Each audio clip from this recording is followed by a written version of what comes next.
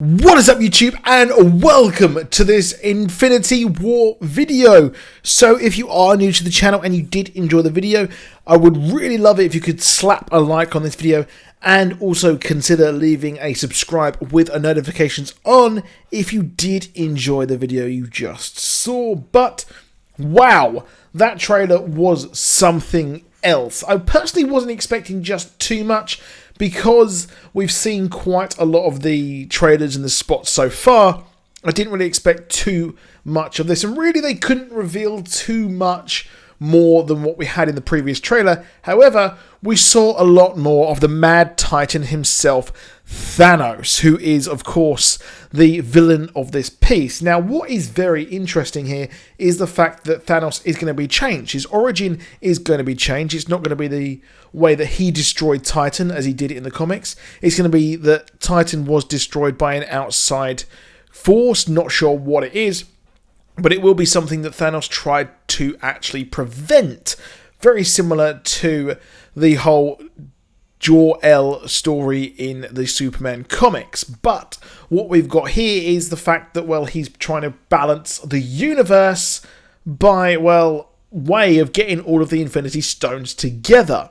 Now, we have an opening from Gamora, who is explaining everything that is going to happen, and the fact that, well, he can destroy the entirety or half of the universe with just a click of his fingers, which, if you'll remember, or if you don't know, that's pretty much what he does in the comics. In the Infinity War storyline, he actually clicks his fingers and half of the universe disappears. This leads to the Infinity War and the rest of the heroes having to band together, which is really, really awesome. We see new dynamics.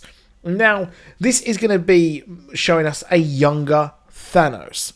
So a younger Thanos will be shown in this movie, and we do actually see that in here in this trailer. We see him wearing his armor, and we also see him with a young Gamora.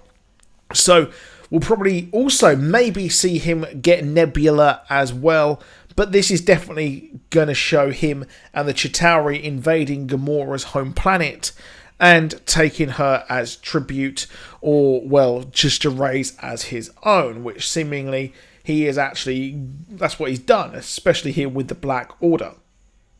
Now, what is really, really cool is that we see another shot of the ship, and we have Tony actually mention that, well, they've got an advantage because Thanos is going to have to come to them. Well, I guess they're going to need the home field advantage, of course, aren't they, if they're facing off against the Mad Titan, who really does not care about doing anything evil.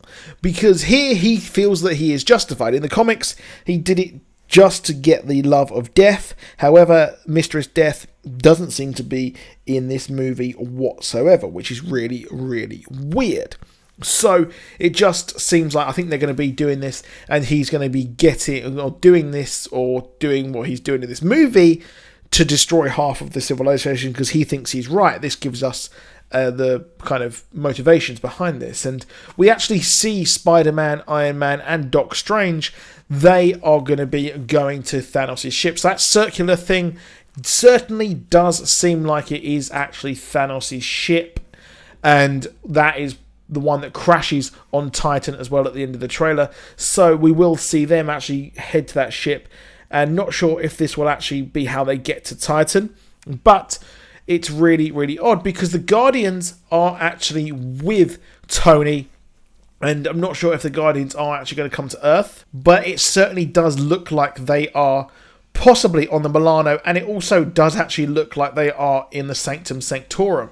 So we know that the Guardians will be heading to Earth to actually warn Tony about what is coming. So it is pretty cool that we know that that is Thanos' ship, and they will be going there together to actually going to take on Thanos on his home planet.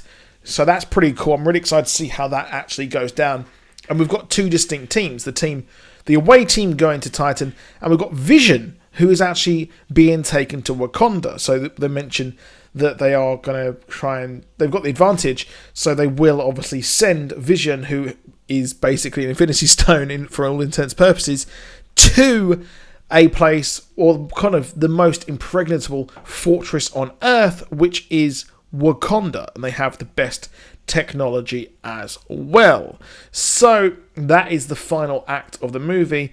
Now, we're not sure how this is going to go down, but it's really, really weird that Thanos, when he's fighting at the end of the movie, when he's fighting Captain America, because we know Captain America is in Wakanda, he only actually has 2 Infinity Stones, which is really, really weird, because of course he does have the Tesseract, and he has the Power Stone.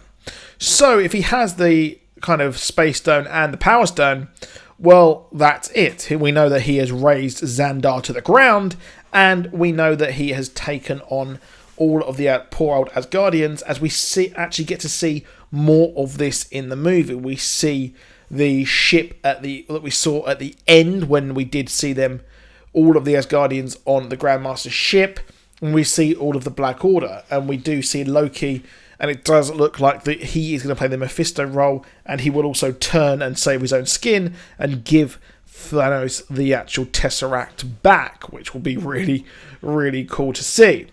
So Thor is being crushed by Thanos. Not sure how he is actually going to escape, but Thanos does seem to have his full armor there as well.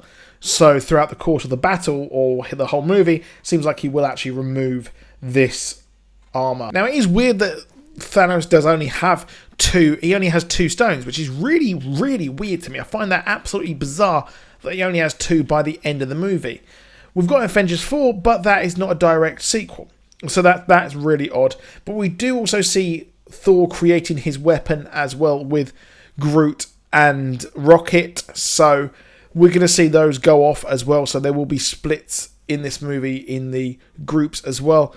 One big thing here is that Ebony Maw is actually attacking Doctor Strange and seems to be torturing him. So having him being tortured is quite curious, because in the comics, Ebony Maw does actually brainwash poor old Doctor Strange. So perhaps Doctor Strange will actually be one of the people who maybe turns not kind of at his own will, but against the rest of his team and the rest of his group, and he'll be a sort of double agent spy, but he may not know that. But of course, we do actually need to get the time gem off him, and what is curious is we do actually see him use, or kind of looks like he's using, this gem in the movie, and there has been links to kind of time travel and things like that. In Avengers 4, we saw things going back to the past, so not sure if that will play into any of that.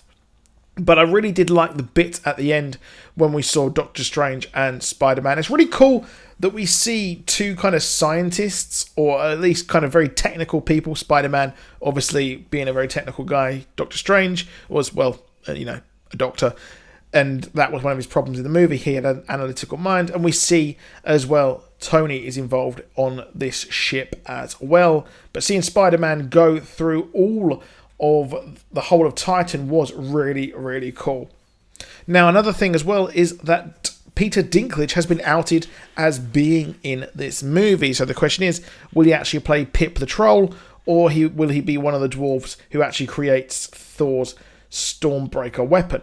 Now, another thing as well is the possible deaths. So, like I said previously, we did see Thanos fighting Captain America at the end, and we also see Tony Stark fighting Thanos, and Thanos actually says, "I hope they will remember you."